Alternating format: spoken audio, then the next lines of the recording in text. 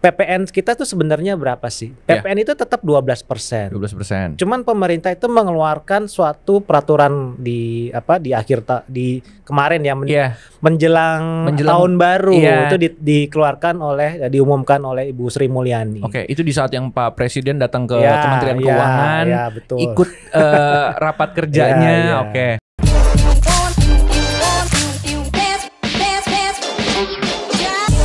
Selamat datang kembali di Bicara Uang bersama Reza Al-Kadri di sini, sahabat Mirai Aset. Kita kembali lagi dan udah siap nih untuk ngobrol-ngobrol perkara yang mungkin akhir-akhir ini, akhir tahun 2024 menuju 2025 emang jadi salah satu topik pembicaraan soal PPN. Nah, kita pengen ngobrol barengan sama narasumber kita langsung nih, seorang Head of Research and Chief Economist dari Mirai Aset Sekuritas, ada Pak Ruli Wisnubroto. Halo Pak Ruli. Halo, selamat siang Mas Reza. Silakan disapa-sapa dulu nih sahabat Mirai Aset. Sahabat Mirai Aset, mudah-mudahan selalu diberikan kesehatan ya dan juga rezeki yang makin cuan lah istilahnya lah ya. Mudah-mudahan cuan. Amin. Pastinya kita memulai 2025 setelah pergantian tahun 2024 kemarin itu kan ada isu yang emang lagi rame banget dibahas nih Pak. Betul. Ini mungkin kita pengen nanya sama seorang ahlinya nih, Pak Ruli di sini, karena saya sendiri tuh pengen tahu banyak soal ini dan pengen menelaah lebih dalam lagi soal PPN kenaikan 12%. Ini sebenarnya maksudnya apa sih Pak, dan sebenarnya apa aja yang terdampak untuk kenaikan PPN 12%? Mungkin dari dasarnya PPN 12% ini. Jadi perlu saya jelaskan ya bahwa kenaikan PPN ini merupakan salah satu bagian dari amanat undang-undang, yaitu Undang-Undang Harmonisasi Perpajakan yang telah ditetapkan oleh pemerintah di tahun 2021. Jadi apa ini Undang-Undang Harmonisasi Perpajakan? Undang-Undang Nomor 7 2021 itu bertujuan untuk meningkatkan efisiensi dan efektivitas pengumpulan pajak, kemudian juga mengurangi kompleksitas perpajakan. Ya, kita tahu semua situasi atau dunia perpajakan ini ada suatu yang sangat rumit ya. Bahkan kalau kita sendiri ketahui konsultan pajak itu biasanya bayarannya juga cukup tinggi. Jadi pemerintah ini juga berusaha untuk mengurangi kerumitan yang biasa dihadapi oleh para wajib pajak. Selain itu juga meningkatkan kepastian hukum nih. Jadi karena memang biasanya suka ada semacam ya kecenderungannya kalau kita ya sebagai wajib pajak itu ada keengganan untuk membayar pajak lebih tinggi. Jadi ini agar ditetapkan untuk meningkatkan efisiensi, efektivitas, kompleksitas dan juga kepastian hukum. Kemudian juga diharapkan yang paling penting dari perpajakan ini adalah suatu sumber penerimaan negara yang paling besar ya. Jadi dari pajak ya paling besar ya? Betul. Jadi kalau saya tidak salah itu sekitar lebih dari 60% ya. Mungkin hampir bahkan mendekati 80% dari sekitar 3.000 triliun penerimaan negara itu mungkin sekitar 2.800 triliun itu dari penerimaan pajak. Dan mungkin jenisnya berbeda-beda. Jadi maksudnya kalau dalam hal PPN ini itu memang ditetapkan kenaikan menjadi 12%. Sementara pajak-pajak lainnya seperti pajak penghasilan gitu ya. Itu PPH tuh. PPH ya. Pajak barang mewah juga beda lagi. Jadi ini kita ngomong mungkin mengenai PPN gitu. PPN memang diamanatkan Undang-Undang 2021 itu naik dari 12%. Namun karena memang besarnya aksi protes, adanya banyak tekanan terhadap pemerintah di sosial media dan juga di dunia nyata ya. Orang-orang pada menyuarakan soal itu ya Pak. Betul. Dan karena ada pertimbangan bahwa mungkin saat ini sendiri waktunya untuk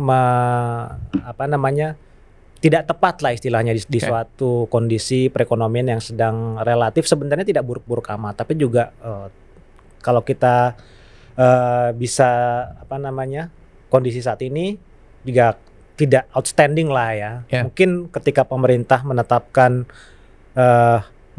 Undang-Undang Harmonisasi Perpajakan ini dan salah satunya adalah kenaikan PPN menjadi 12%, itu asumsinya bahwa kondisi ekonomi sudah mulai pulih dari pandemi. Jadi saat ini memang udah pulih, tapi memang mungkin tidak seperti yang diharapkan ketika di tahun 2021. Jadi mungkin ada pertimbangan tersebut lah MC, sehingga dikeluarkanlah PMK 131 di tahun 2024 untuk mungkin membatasi barang-barang yang akan dikenakan PPN 12%. Kalau saya ambil dari kesimpulan tadi, pemerintah mungkin ngelihatnya, oh udah mulai pulih nih ekonomi gitu ya. Ngelihat kantong-kantong warga-warganya, apakah kamu sudah pulih keuangan kamu? Komen di bawah. Belum kayaknya. Terus nih Pak, yang jadi penasaran saya juga gitu ya, emang seberapa perlunya untuk naikin PPN ini? Kenapa kemarin nggak 11% aja sih? Ini saya mewakilkan warga-warga dan juga netizen-netizen ya. Kenapa sih harus dinaikin? Ya Allah, ini gitu udah susah banget nih. Kenapa harus naik lagi? Gitu contohnya. Kenapa Pak?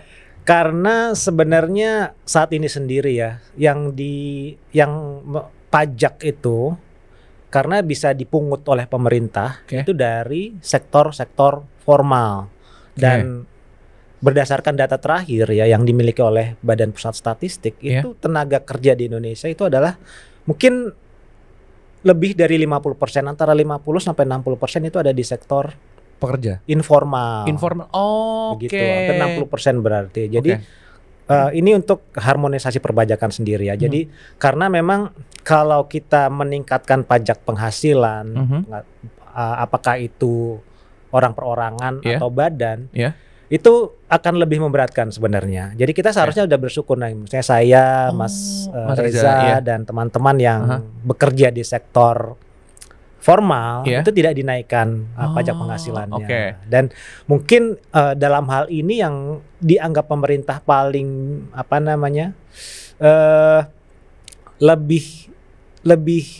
relatif lebih mudah ya, itu meningkatkan pajak pertambahan nilai, karena yang membeli barang-barang tersebut kan nggak cuma orang yang bekerja di sektor formal, tapi juga informal, begitu. Semua jadi belanja, intinya itu adalah mengoptimalkan penerimaan pajak.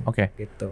Tapi kalau menurut Bapak sendiri gitu ya, dari analisanya gitu ya, yang paling berdampak tuh sebenarnya siapa sih soal kenaikan PPN 12% ini? Nah, mungkin saya juga agak sedikit harus menjelaskan ya. Karena tadi itu karena besarnya tekanan masyarakat, kemudian juga karena kondisi ekonomi sebenarnya tidak sedang baik-baik saja ya. Karena mungkin salah satu hal yang menyebabkan ekonomi kita relatif ya, kalau saya boleh skor dari A sampai E mungkin C atau C minus bahkan. Itu karena kondisi saat ini, kondisi globalnya sedang tidak baik ya, begitu banyak konflik. Kemudian di 2025 kemungkinan nanti presiden yang baru Donald Trump itu akan menerapkan kebijakan proteksionis. Itu akan berdampak juga. Itu akan berdampak kepada perekonomian kita, dan juga kita karena memang saat ini rupiahnya sedang melemah ya, saat ini juga sekitar 16.000. Itu Bank Indonesia ruang untuk menurunkan suku bunga itu sangat terbatas. Jadi kondisi ekonomi saat ini ya, menurut analisa kami bahwa terjadi karena memang kita sedang berada dalam era suku bunga tinggi untuk waktu yang sudah cukup lama. Jadi Bank Indonesia sudah menaikkan dari 2022, dan karena rupiahnya terus tertekan, maka Bank Indonesia masih sulit untuk menurunkan suku bunga, sehingga kayaknya kondisi ekonomi kita juga masih di 2024 ini dan di 2025 yang cenderung mungkin bahkan akan lebih sulit dibandingkan dengan 2024.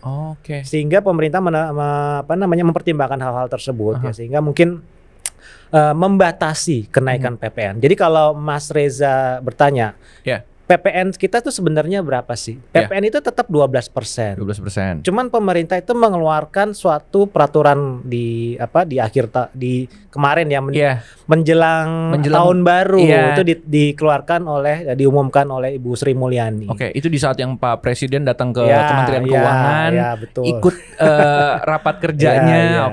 Jadi mungkin yang perlu di highlight di PMK 131 ini, itu pemerintah menetapkan apa yang disebut koefisien 11/12. Jadi untuk barang mewah dengan harganya di atas 30 miliar itu tetap 12%.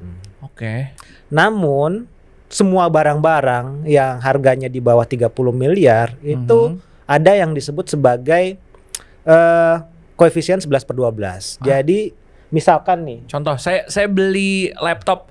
laptop. Saya beli laptop nih seharga mungkin 10 juta. Baik, segar 10 juta. Jadi pemerintah apa namanya? PPN-nya itu tetap 12%. Tapi efektifnya ada yang disebut sebagai koefisien 11/12. Apa tuh, Pak? Sehingga harga misalkan laptop itu 10 juta. Itu ada namanya kan apa namanya? Dasar pengenaan pajak ya, DPP kalau nggak salah. Jadi dasar pengenaan pajaknya itu dirubah oleh pemerintah. Jadi 10 juta dikali koefisien 11/12 baru dikalikan dengan PPN 12%. Jadi otomatis harganya tetap kalau kita hitung-hitung 10 juta itu kalau kali 11/12 itu mungkin agak keriting ya angka. Cuman mungkin ujung-ujungnya itu nanti konsumen Mas Reza itu bayarnya tetap 11 juta karena 11/12 kali 12 jadi 12-12 jadi coret jadi 11 gitu, jadi tetap 11%.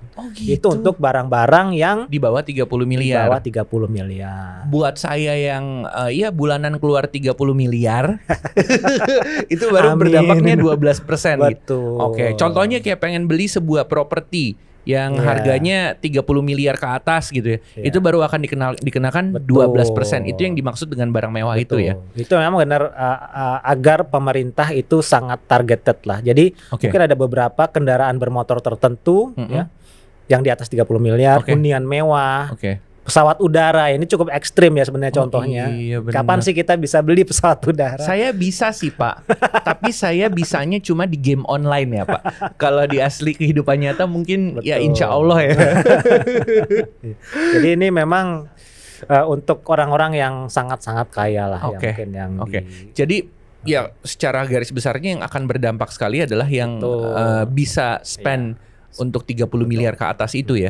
Dan ini juga baru akan diterapkan oleh pemerintah itu di bulan Februari. Jadi belum sekarang. PPN 12% untuk barang mewah ini baru akan ditetapkan Februari untuk memberikan semacam waktu untuk para baik dari konsumen maupun penyedia jasa barang-barang dan jasa tersebut untuk mungkin agak menyesuaikan bersiap-siap dulu ya. Gitu.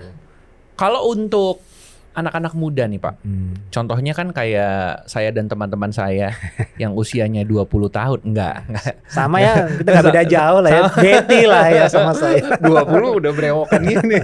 Tapi buat saya kan millennials nih Pak, dan di bawahnya juga mungkin Gen Z, ada millennials di atas saya juga gitu ya. Kita udah punya banyak habits nih, seperti belanja online. Atau mungkin kita punya subscription ke layanan streaming, nonton dan mendengarkan lagu dan lain-lain. Itu kira-kira dalam hal konsumsi kayak gini, itu berpengaruh juga nggak Pak? Itu selama Gen Z atau milenialnya itu mengkonsumsi barang-barang di bawah 30 miliar. Jadi kalau mungkin 29,5 miliar itu masih 11%. Itu belanja saya bulan lalu tuh 29. Tapi kalau misalnya kayak subscription, ya saya ini kan punya beberapa platform yang saya subscription gitu ya, dan itu mungkin semua di bawah 1 juta mungkin. Itu tuh nggak berdampak. Nggak. Ya, jadi ada barang-barang tersebut yang biasa kita konsumsi, mungkin kalau misalkan lebih ekstrimnya ya barang-barang yang kebutuhan pokok ya seperti jasa pendidikan, makanan, kesehatan untuk orang-orang yang menengah ke bawah lah ya itu bahkan PPN-nya itu 0%. Jadi untuk barang-barang yang biasa kita konsumsi ya mungkin kita makan di restoran, kita subscribe untuk nonton, mendengarkan lagu atau podcast dan lain-lain gitu ya. Nonton bioskop. Kecuali kalau harga bioskopnya 30 miliar baru. Itu sih lebih ke beli sahamnya ya. Beli perusahaannya atau beli bioskopnya kali ya. Terus gini Pak, untuk milenial sama Gen Z nih, itu kan mereka sekarang banyak yang kerjanya di sektor informal gitu ya. Dalam artian gini, banyak yang sekarang di generasi ini menjadi content creator. Mereka menjadi seseorang yang tidak punya kantor tapi bisa bekerja dari mana saja gitu. Contohnya kayak digital nomad mungkin. Nah, ini kira-kira mereka dapat imbas dari kenaikan pajak ini nggak Pak? Kalau untuk dari sektor informal sebenarnya ya sama aja ya, nggak kena PPN karena PPN itu bukan berdasarkan dari penghasilan, berdasarkan dari barangnya. Cuman memang yang sebenarnya yang ingin dilakukan oleh pemerintah itu adalah peningkatan basis pajak. Jadi kalau kita berbicara lagi mengenai undang-undang harmonisasi perpajakan itu memang salah satunya untuk mensimplifikasi supaya beralih dari informal untuk ke formal.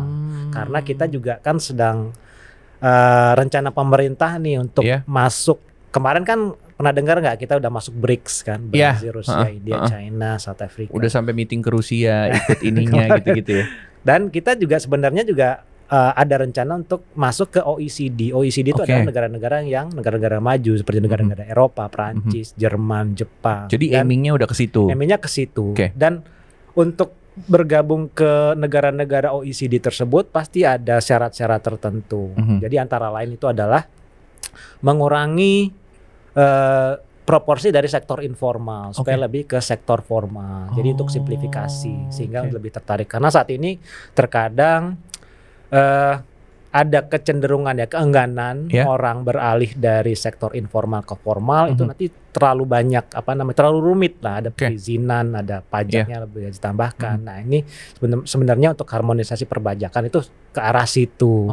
Jadi pemerintah menginginkan perluasan basis pajak, apalagi dengan data terakhir bahwa pekerja di sektor informal di Indonesia kita nggak cuma bicara di Jakarta, Jaksel atau Jabodetabek, full tapi satu juga Indonesia sampai dengan dari Sabang sampai Merauke itu hanya 60% itu sektor informal. Jadi, dan ini sebenarnya kalau kita lihat seharusnya sebenarnya nggak semua sektor informal itu pendapatannya rendah, bahkan ada sektor yang informal juga mungkin cukup tinggi mungkin Content creator itu kan bisa dapetin MM-an tuh. Betul. Saya dengar aja Bang, saya belum pernah sih. Nah, dan ini pasti juga ya maksudnya menurut bagi pemerintah ini sebuah potensi penerimaan pajak. Jadi untuk agar kita bisa lebih maju karena negara juga kan apalagi setelah COVID kita sangat belajar ya betapa besar yang dibutuhkan oleh negara untuk mengeluarkan pengeluaran untuk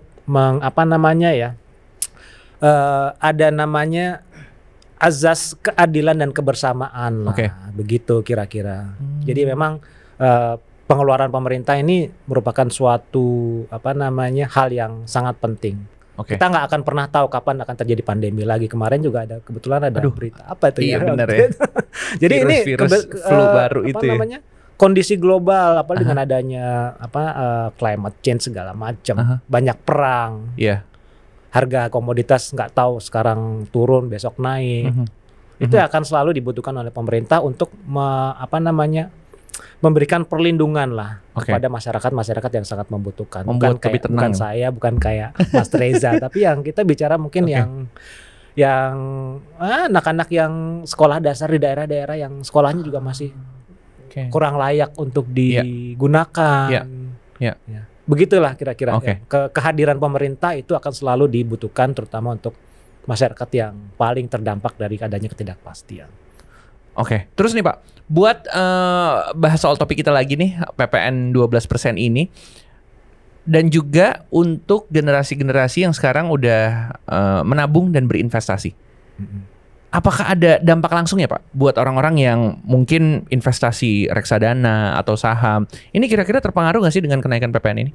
Saya rasa sih ya kembali lagi ya, kecuali kalau dia besok mau beli pesawat terbang atau besok mau beli rumah di Bukit Golf misalkan itu seharusnya tidak akan terdampak sih. Investasi ya sekarang juga lagi sedang ya harusnya sosialisasi investasi akan terus dilakukan dan saya rasa dengan adanya keputusan pemerintah ya dari diterbitkannya PMK sendiri ini merupakan suatu hal yang sangat positif dan sebenarnya kemarin juga pada di awal tahun sebenarnya IHSG-nya juga udah naik kan setelah pemerintah membatalkan, tapi kembali lagi banyak faktor-faktor lainnya yang lebih berpengaruh ya seperti saya sampaikan tadi ya, ada ketidakpastian global, fluktuatif ya jadinya, kebijakan proteksionis, kemudian konflik di mana-mana gitu, itu yang mungkin akan berdampak. Suku bunganya tinggi, ya, rupiah yang melemah itu mungkin lebih berdampak dibandingkan dengan kenaikan PPN 12% yang diterapkan kepada barang-barang yang sangat mewah, barang-barang tertentu saja begitu. Tapi dengerin penjelasan Bapak nih ya, saya justru jadi termotivasi. Termotivasinya apa? Saya pengen semangat terus cari cuan-cuan supaya saya bisa bayar PPN 12% karena tadinya saya mampu. Contohnya karena berencana beli pesawat. Tapi kan maksudnya itu jadi sebuah motivasi yang baru mungkin dan jadi penerangan yang terbaru seputar PPN 12% ini. Dan akhirnya saya jadi mikirin, wah gimana nih strateginya. Nah khususnya untuk milenial sama Gen Z dan juga sahabat Mirai Aset di luar sana, yang baik nih Pak strateginya untuk menghadapi hal-hal seperti ini, untuk tetap menabung dan berinvestasi. Enaknya gimana Pak? Enaknya berinvestasi di Mirai Aset. Bagaimana, Do? Kita itu segala macam layanan itu ada loh, rekan-rekan sekalian. Kita bisa, mungkin di saat-saat sekarang ya, kondisi IHSG-nya lagi turun, rupiahnya lagi melemah. Cuman kita itu tiap hari selalu memberikan trading ideas kepada para nasabah-nasabah kita. Kita ada analisis fundamental dari analis-analis kami yang berada di bawah yang saya manage. Tapi juga ada juga technical ini sangat penting. Jadi ini memberikan guidance ya kepada para nasabah kami. Misalkan ketika IHSG turun, apakah semua saham turun? Kan enggak juga. Kita bisa lihat dari faktor teknikal, ada potensi ya, kita beli di level berapa, itu ada semua di Mirai Aset. Ada di technical analysis, morning meeting analysis, ada di stock conversation. Itu bisa sangat berguna ya. Saya pribadi saya juga merasakan. Jadi saya masih bisa lumayan lah, cuan-cuan dari awal-awal tahun kemarin juga lumayan. Dan lumayan untuk tiap hari untuk ngopi, makan, ngajak istri, ngajak anak-anak, itu lumayan. Cuman sekali lagi saya harus tekankan ya, kalau siap cuan ya harus nggak boleh terlalu panik, harus siap rugi juga. Harus siap mentalnya. Iya benar. Tapi terus ikutilah acara-acara dari Mirai Aset yang sangat-sangat insightful, sangat berguna. Kita bisa misalkan ya jangan beli apa-apa dulu, kita juga selalu kita rekomendasikan juga kalau misalkan waktunya nggak tepat ya mungkin kita juga rekomendasikan hold dulu lah, tunggulah nanti tren positifnya. Enaknya gitu ya, jadi ada yang bantu untuk nge-guide, ada yang bantu untuk ngasih masukan. Betul. Jadi kayak kalau misalnya saya nih Pak sebelum di Mirai Aset ini kan saya kebingungan, ini saya mesti ngobrol sama siapa? Saya mau nanya-nanya sama siapa? Enaknya kalau di sini kan ada yang diajak ngobrol, ada yang diajak tukar pikiran. Betul. Itu yang paling enaknya di situ, bro. Ayo langsung klik link nggak ada linknya. Tapi Pak, untuk PPN ini sebenarnya ada insentif pajak gitu nggak sih Pak? Atau mungkin instrumen investasi yang lebih efisien dengan kenaikan pajak PPN 12% ini? Kalau insentif sih kayaknya ya, karena saat ini sendiri kan pemerintah itu dengan kondisi saat ini akan lebih banyak memberikan insentif kepada mereka yang sangat-sangat membutuhkan ya. Jadi kalau kita sendiri ya memang harus tetap ya kita masih tetap bisa bekerja, mengkonsumsi, masih normal aja sebenarnya. Meskipun nggak bagus amat juga enggak, tapi juga nggak jelek amat sebenarnya. Masih dalam taraf aman gitu ya. Masih oke lah, masih aman lah, aman ya. Kalau kedepannya berarti Pak Ruli sendiri ya ngelihat ada resiko nggak sih untuk ekonomi Indonesia dengan adanya PPN 12% ini contohnya? Ya kalau kita lihat dari sisi pertumbuhan ekonominya, jadi kita ya maksudnya so-so lah di kisaran 5%. Kalau misalkan turun juga nggak jauh-jauh ya, mungkin 4,9, 4,8. Kecuali kalau misalkan ada kondisi kondisi sesuatu yang luar biasa seperti pandemi kemarin bisa turun pertumbuhan ekonominya. Tapi overall kondisi ekonomi di sekitar 5%-an sih masih mungkin masih mungkin nggak not great but it's okay lah. Gitu. Kalau untuk kita pengen lihat dari sisi positifnya nih Pak, karena kan sesuatu kan nggak bisa dilihat dari yang negatifnya aja. Positifnya jangka panjang sebenarnya kayak kenaikan PPN 12% ini ada nggak sih positifnya? Kenaikan 12% sebenarnya sih dari sisi positifnya ya, karena ya tadinya kan pemerintah kan pasti menginginkan penerimaan yang lebih besar Yeah. lagi ya. Yeah. Tapi berhubung dengan kondisi saat ini juga tidak memungkinkan, akhirnya sangat-sangat terbatas. Mhm. Tapi kalau kita lihat sendiri ya dalam beberapa tahun terakhir ya, Kementerian Keuangan di bawah Ibu Sri Mulyani itu tiap tahunnya itu selalu tercapai target pajaknya lebih dari 100%. Yang kemarin sendiri kalau nggak salah itu sekitar lebih dari 101%. Jadi saya rasa dengan adanya mungkin bukan penundaan ya, pembatasan kenaikan PPN-nya sendiri ini ya yang tadinya diharapkan akan lebih tinggi lagi mungkin agak menjadi menjadi tidak seperti yang diharapkan sebelumnya lah. Tapi overall sebenarnya sisi positifnya target penerimaan pemerintahnya itu selalu tercapai. Kemudian saat ini sendiri sebenarnya kalau dari sisi konsumsi masyarakat, karena saya sebutkan tadi ya bahwa PPN 12% ini sangat targeted ya, sangat terbatas. Saat ini yang menjadi yang berpengaruh terhadap konsumsi masyarakat, daya beli masyarakat itu apa? Itu inflasi. Inflasi Indonesia saat ini sedang berada di level yang sangat rendah sekali.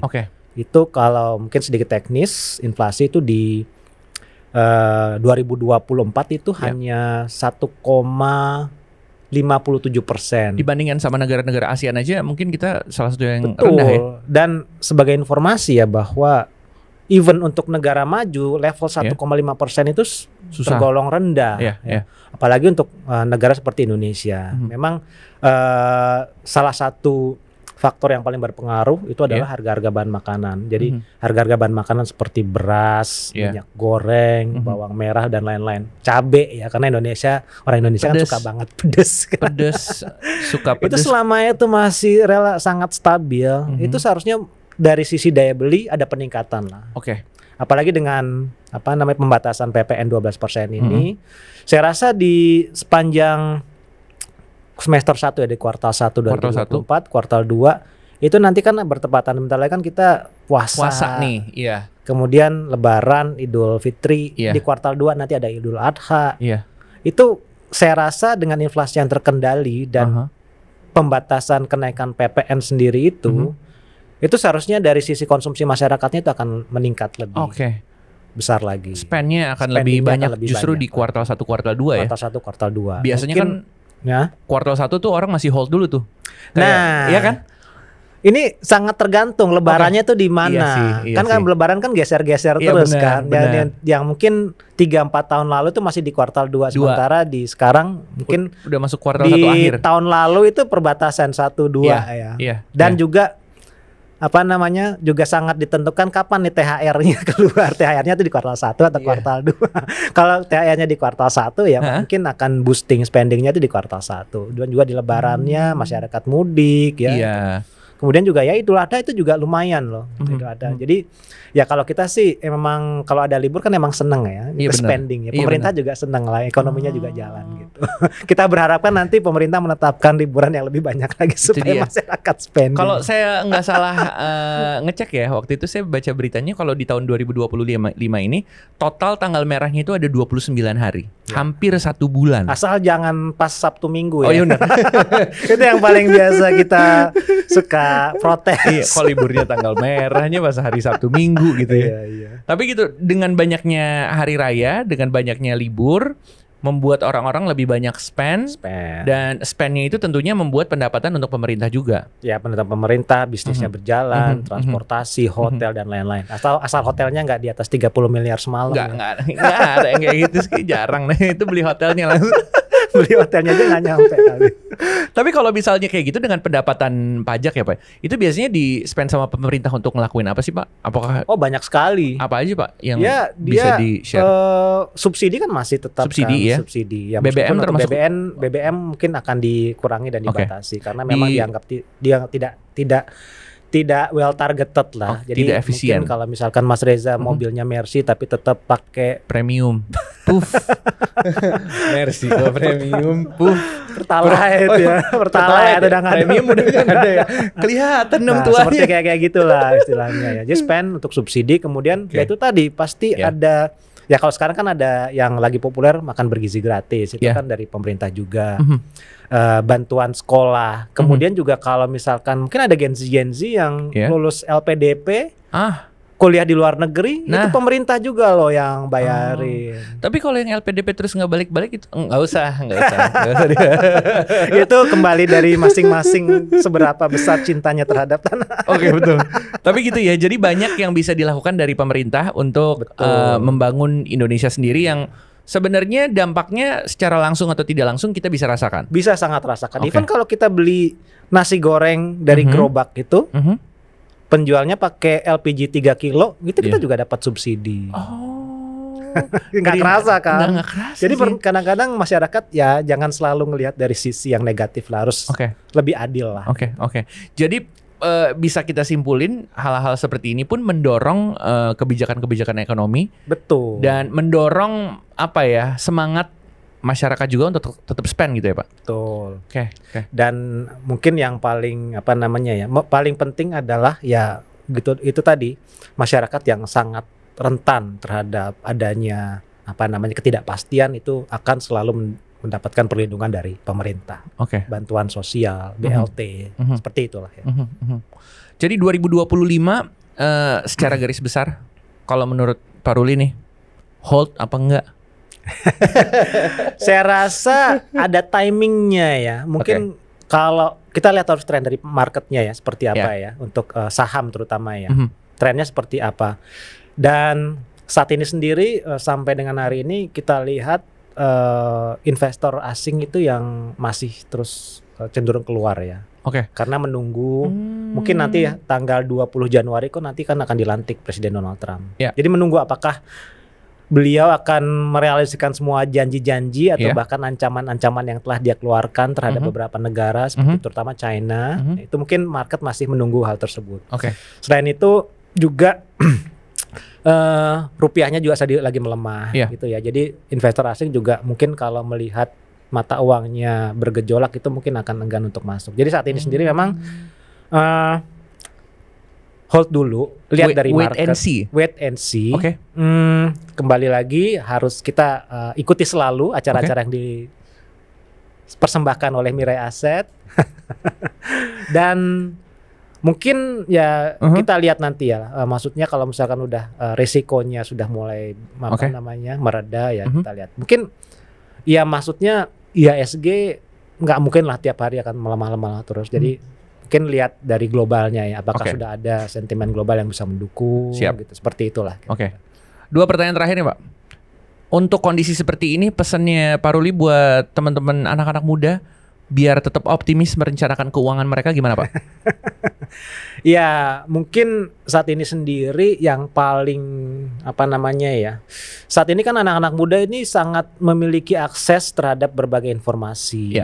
Ya harus lebih lebih cermat lah ya dalam memilih informasi yang kira-kira dapat dipercaya atau informasi yang tidak dapat. Dengan kita sudah mengenal istilah hoax itu udah cukup lama lah ya. Jadi saat ini harus harus lebih selektif dalam konsumsi informasi. Insya Allah kalau mengikuti informasi dari Mirai Asset itu mendapatkan informasi yang paling paling tepat aman dan bisa dipertanggungjawabkan lah.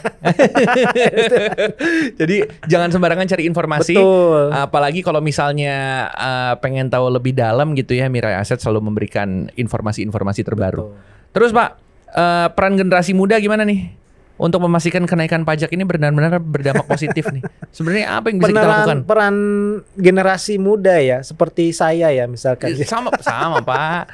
Generasi muda ya fokus aja lah ya. Fokus, jangan terlalu kembali lagi ya, hati-hati dalam mencerna informasi. Fokus bekerja, berinvestasi,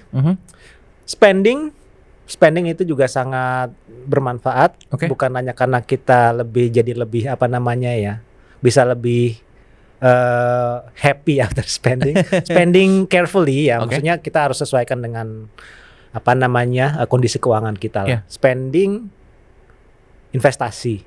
Spend, investasi, spend secara smart dan investasi juga secara smart. Ya. Oke. Ada yang pengen disampaikan Pak ke sahabat Mirai Aset yang lagi menyaksikan sekarang? Silakan Pak.